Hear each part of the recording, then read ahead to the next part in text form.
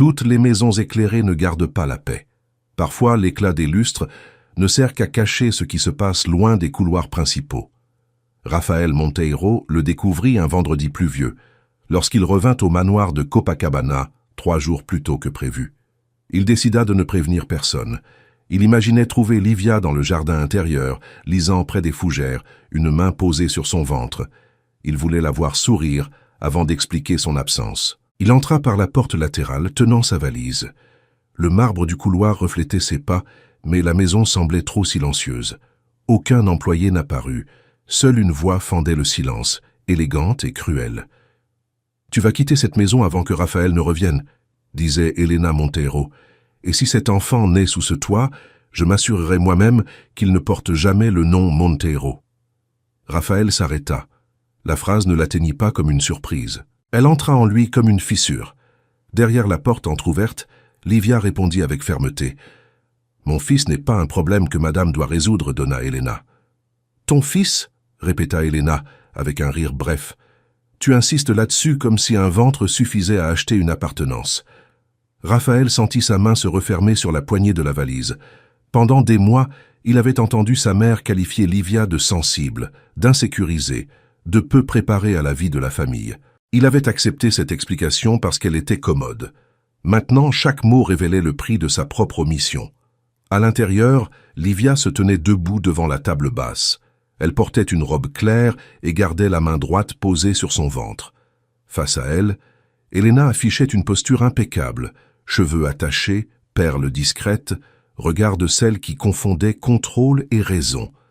Sur la table se trouvait une enveloppe, un stylo et un épais document. « Signe !» ordonna Elena. « Tu reçois une somme généreuse, tu déménages confortablement et tu évites d'embarrasser mon fils. Personne n'a besoin de savoir que tu as essayé de t'accrocher à une famille qui n'a jamais été la tienne. » Livia regarda le papier, puis sa belle-mère. « Madame a répété ce discours devant le miroir ?» Le visage d'Elena se durcit. « Fais attention à ton ton. »« J'ai fait attention à mon ton à tous les dîners, pendant toutes les visites. Toutes les fois où madame m'a corrigé devant les employés, comme si j'étais une invitée gênante. Aujourd'hui, je vais seulement protéger ma dignité. » La voix de Livia ne tremblait pas, mais il y avait une douleur ancienne dans chaque phrase. Raphaël comprit que cet affrontement n'avait pas commencé cet après-midi-là. Elena rapprocha le document d'elle. La dignité, c'est aussi savoir à quel moment partir. Non. La dignité, c'est ne pas accepter que madame transforme mon silence en culpabilité. Les yeux d'Elena descendirent vers le cou de Livia. Un pendentif ancien, en forme de coquillage, reposait sur sa peau. Raphaël l'avait déjà vu souvent. Livia le touchait lorsqu'elle était nerveuse, mais elle n'avait jamais expliqué son origine. Maintenant, devant lui, Elena perdit pendant une seconde la couleur de son visage.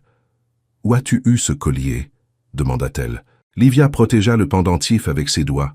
« Il appartenait à ma mère. »« Bien sûr, » murmura Elena, retrouvant sa froideur. « Marina a toujours su laisser des traces. » Le nom sembla pousser l'air hors de la pièce. Livia pâlit, mais ne baissa pas les yeux. Raphaël fit un pas sans s'en rendre compte. Marina. Il connaissait ce nom, venant de conversations interrompues quand il était adolescent, de vieilles disputes entre ses parents, d'un dossier que Elena gardait. « Ne parlez pas de ma mère, » dit Livia. « Elle a travaillé jusqu'à ce que son corps n'en puisse plus. Elle n'avait ni bijoux, ni influence, ni siège au conseil. Elle n'avait que son honnêteté. » Elena sourit sans joie. L'honnêteté est un joli mot pour ceux qui ne savent pas ce qui a été caché. C'est alors que Raphaël poussa la porte. Le bois heurta le mur et les deux femmes se retournèrent. Livia devint blanche, comme si elle avait été surprise en train de faire quelque chose de honteux, et cette réaction blessa Raphaël plus que n'importe quelle accusation. Elle ne semblait pas soulagée. Elle semblait exposée. Elena recomposa son visage en quelques secondes. « Raphaël, tu es rentré tôt. » Il regarda sa mère, le contrat, le stylo, la main de Livia sur son ventre. « Assez tôt pour entendre madame essayer d'expulser mon épouse et d'effacer mon fils. » Elena inspira profondément. « Tu as entendu une conversation hors contexte. Alors donne-moi le contexte, dit-il. Explique pourquoi il existe un accord prêt à être signé par Livia sans que je le sache. » Elena releva le menton. Parce que tu es trop fatigué pour voir clair. Cette jeune femme est entrée dans ta vie avec une origine trouble et une grossesse bien commode. J'ai fait ce qu'une mère ferait. Livia ferma les yeux, épuisée. Raphaël se tourna vers elle. Depuis combien de temps cela se passe-t-il? Elle mit du temps à répondre. Lorsqu'elle parla, elle ne le regarda pas. Depuis assez longtemps pour que j'arrête d'espérer que tu t'en aperçoives. Il se souvint des dîners silencieux, des regards de sa mère et des commentaires voilés sur l'éducation, les vêtements, la posture. Il avait été présent. Il avait seulement appelé cela de l'adaptation. « Livia », dit-il en s'approchant. Elle recula d'un pas. Petit, presque invisible, mais dévastateur. « Ne me défends pas maintenant comme si cela effaçait ce qui est venu avant. » Elena en profita. « Tu vois, Raphaël, elle a déjà commencé. D'abord, elle provoque la pitié, ensuite, elle exige la loyauté. » Raphaël fixa sa mère. « Ça suffit. » Le mot sortit bas mais ferme. Elena resta immobile, surprise de ne pas trouver d'obéissance dans ses yeux. Livia prit son sac sur le canapé.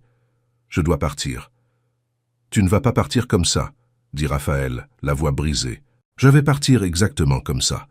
Entière, même s'ils essaient de me convaincre du contraire. » Avant qu'elle n'atteigne la porte, Martha apparut dans le couloir, inquiète. « Donne à Livia, excusez-moi d'interrompre. Le docteur Augusto a encore appelé. Il a dit que c'était urgent et que madame ne devait rien signer. » Elena se retourna avec une fureur contenue. « Martha, retournez à la cuisine. » Mais Martha resta. « Avec tout le respect que je vous dois, donna Elena, j'ai déjà vu trop de silence dans cette maison. » Raphaël regarda Martha, puis Livia. « Qui est Augusto ?» Livia serra son sac contre son corps. « L'avocat de ma mère. » Elena rit, mais il y avait de la nervosité sous ce son. Naturellement. Il y a toujours un avocat quand quelqu'un découvre la valeur d'un nom de famille. Ou quand une famille essaie de cacher la valeur de ce qu'elle a pris, répondit Livia. Raphaël se figea. Qu'est-ce que cela signifie? Livia le fixa pour la première fois depuis qu'il était entré. Ses yeux étaient humides, mais fermes. Cela signifie que ta mère sait pourquoi mon pendentif l'effraie. Cela signifie que Marina Almeida n'était pas seulement une employée pauvre comme elle aime le répéter. Et cela signifie que je ne laisserai pas mon fils naître au milieu d'un mensonge. Elena fit un pas dans sa direction. « Tu n'as pas de preuves. »« Peut-être pas toutes, » répondit Livia. « Mais j'en ai assez pour ne pas signer ma propre sortie. » Raphaël sentit le monde changer de place. « Livia, attends, je viens avec toi. » Elle secoua la tête. « Non, tu vas rester et demander à ta mère pourquoi elle a préparé ce contrat. Tu vas demander qui était Marina Almeida. Et si tu veux encore me chercher après, viens avec la vérité, pas avec la culpabilité. » Livia passa près de lui sans le toucher. Martha l'accompagna jusqu'au hall, laissant Raphaël seul avec Elena et le document ouvert. Derrière la fenêtre, la pluie s'épaississait sur Copacabana. Elena tenta de parler la première, mais Raphaël leva la main. « Ne me mens pas, » dit-il. Pour la première fois, la grande Elena Monteiro sembla chercher une réponse qu'elle ne possédait pas. Raphaël ramassa le contrat sur la table et lut les premières lignes avec un froid qui lui montait dans la nuque. Il y avait des clauses sur la résidence séparée, la confidentialité, la renonciation à toute revendication future et la préservation de l'image familiale. Ce n'était pas l'impulsion d'une mère inquiète, c'était un piège rédigé dans un langage poli. « Qui a autorisé cela ?» demanda-t-il. Elena ajusta son bracelet comme si elle pouvait encore transformer l'absurde en routine. « Moi. Quelqu'un devait agir pendant que tu te perdais dans le romantisme. Le romantisme, c'est protéger mon épouse.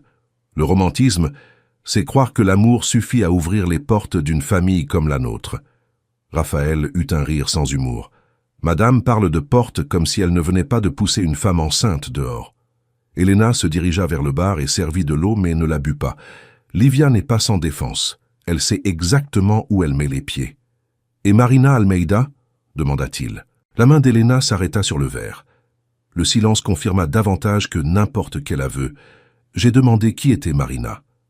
Ton obsession pour cette jeune femme commence déjà à faire des dégâts. Mon épouse a quitté ma maison en disant que mon fils ne naîtra pas dans un mensonge. Alors parle. Elena se retourna lentement. Marina Almeida a été une erreur que ton père a failli transformer en ruine. Une femme liée à l'ancien hôtel Mare Alta, assez ambitieuse pour confondre gentillesse et promesse. Raphaël regarda le petit dossier posé sur la table d'appoint. Il était à moitié caché sous un magazine. Avant qu'Elena ne réagisse, il le tira vers lui. À l'intérieur, il y avait une vieille photographie, une copie d'acte, des notes sur Almeida Costa et une coupure jaunie sur la vente du Mare Alta. Sur la photo, son père apparaissait jeune aux côtés d'une femme aux cheveux noirs. À son cou brillait le même pendentif en forme de coquillage. Elena s'avança pour reprendre le dossier, mais Raphaël leva le bras. « Maintenant, je comprends pourquoi madame a regardé le collier. Tu ne comprends rien. Alors explique. » Elena respira avec difficulté. La famille Almeida Costa a perdu sa participation dans l'hôtel à cause de dettes, de disputes internes et d'accords mal réglés. Marina a pensé qu'elle pouvait rendre les Monteiro responsables de tout. Ton père s'est apitoyé, il a confondu pitié et affection, et j'ai dû empêcher qu'une vieille histoire détruise ton avenir. Mon avenir ou ton contrôle? La question frappa Elena comme un affront. Fais attention, Raphaël. Il posa la photographie sur le contrat. Non. Livia a fait attention quand elle a avalé les insultes dans cette maison. Marina a fait attention quand elle a disparu des documents. Je veux le dossier entier d'ici demain. Tu vas choisir cette femme contre ta mère. Je vais choisir la vérité contre n'importe qui. Dans le simple appartement de Botafogo, Livia ferma la porte et posa son front contre le bois. L'endroit sentait le savon, le café et les souvenirs. Là, il n'y avait ni lustre, ni employé marchant en silence, ni fleurs remplacées avant de faner. Il n'y avait que la petite table de Marina, le fauteuil usé, les carnets de recettes et une photographie sur l'étagère. Livia toucha son ventre. « Nous allons bien », murmura-t-elle, plus pour s'en convaincre elle-même que pour convaincre le bébé. Le téléphone vibra plusieurs fois avec des appels de Raphaël, mais elle ne répondit pas. Elle avait besoin d'entendre d'abord la voix que Marina avait laissée protéger dans les papiers. Elle ouvrit la boîte gardée dans l'armoire et trouva des enveloppes organisées, des reçus, de vieux badges de l'hôtel Mare Alta et une lettre portant son nom. Elle brisa le sceau avec les mains tremblantes. « Ma fille, disait Marina, si un jour les Monteiro te font croire que ta présence est une honte, cherche Augusto. N'accepte pas d'argent pour disparaître. Ne signe pas le silence en échange du confort. Notre nom a déjà été traité comme une gêne, mais une gêne est aussi la preuve que nous existons encore. » Livia s'assit lentement. Sa mère n'avait jamais parlé ainsi de son vivant. Peut-être parce que la douleur était trop grande pour tenir dans le quotidien. Peut-être parce qu'elle voulait que sa fille grandisse libre avant d'hériter d'une bataille. Le téléphone sonna de nouveau. Cette fois, c'était Augusto Valença. « Livia, tu as quitté le manoir ?»« Je suis parti. »« Dieu merci. » Elena agit vite quand elle a peur. Alors, de quoi a-t-elle peur? Augusto resta silencieux un instant. « Que Marina revienne par ta voix. » Le lendemain matin, Raphaël apparut à l'entrée de l'immeuble sans chauffeur. Il portait les vêtements de la veille. Le portier appela par l'interphone et Livia demanda qu'il attende sur le trottoir. Lorsqu'elle descendit, Raphaël fit un pas puis s'arrêta. Il avait appris tard que la proximité sans permission pouvait aussi blesser. « Tu as dormi ?» demanda-t-il. « Peu. J'ai trouvé un dossier. Ma mère connaissait ta mère avant même que tu n'entres dans ma vie. » Livia regarda la rue où les gens partaient travailler. « Je m'en doutais. Pourquoi ne me l'as-tu pas dit ?» Elle posa les yeux sur lui. « Parce que dans ta maison, même ma simplicité semblait suspecte. Si je t'avais dit que ma mère avait un lien avec un hôtel acheté par ta famille, tu m'aurais cru ou tu aurais appelé cela une coïncidence bien commode. » Raphaël ne répondit pas. L'honnêteté du silence valait mieux qu'une défense. « Je vais voir Augusto, » dit-elle. « Pas pour t'attaquer, pour comprendre mon histoire. Je peux venir avec toi. » Livia serra son sac avec force. « Tu peux, si c'est pour écouter, pas pour commander. » Il acquiesça. Dans l'ancien bureau d'Augusto, la vérité arriva sans musique, sans scandale, en feuilles tamponnées et en mots techniques. Marina Almeida était une héritière indirecte de la famille Almeida Costa, liée à l'hôtel Mare Alta. Sa renonciation apparaissait dans une procédure confuse, signée alors qu'elle était vulnérable et isolée. Il y avait des indices de pression, des paiements à des intermédiaires et un procès-verbal interne mentionnant la nécessité de résoudre le problème Marina avant la vente finale. Livia ferma les yeux en entendant cela. Raphaël resta immobile, comme si chaque document arrachait une partie de l'éducation qu'il avait reçue. « Ma mère savait ?» demanda-t-il. Augusto retira ses lunettes. « Votre mère n'a pas été la seule, mais c'est elle qui a garanti que Marina soit traitée comme une menace. » Livia posa la main sur son ventre. « Et maintenant ?»« Maintenant, personne ne signe rien. Nous conservons tout, nous notifions officiellement la Montero Atlantico et nous empêchons Elena de vous peindre en opportuniste avant que les documents soient analysés. » Comme si son nom venait d'être appelé, le téléphone de Raphaël vibra. Une note circulait sur des pages mondaines. L'épouse enceinte d'un milliardaire quitte le manoir après un conflit et des exigences financières. Aucun nom complet, mais suffisamment de détails. Raphaël serra le poing. C'est elle. Livia inspira profondément. Alors ne crie pas. Elle veut que tu perdes le contrôle. Et toi, que veux-tu? Elle releva le visage. Je veux parler avant qu'on parle à ma place. Cet après-midi-là, dans le bureau d'Augusto, Livia enregistra une déclaration simple, sans demander de pitié. Elle dit seulement qu'elle n'avait pas accepté d'argent, qu'elle ne signerait pas le silence et que sa grossesse ne serait pas utilisée comme argument contre son caractère. Elle prononça le nom de Marina Almeida avec fermeté, comme quelqu'un qui rend une personne au monde. Quand elle eut terminé, Raphaël l'observait de l'autre côté de la pièce. Il y avait du regret sur son visage, mais Livia n'avait plus besoin de regret. Elle avait besoin de constance. « Je suis désolé, dit-il. Elle rangea son téléphone. « Être désolé, c'est un début, Raphaël. Ce n'est pas une réparation. »« Je sais. Alors prouve-le en sachant te taire quand ce sera à moi de parler. » Il baissa les yeux. « Je vais apprendre. » Pour la première fois, Livia crut qu'il commençait peut-être non pas à la sauver, mais à la voir.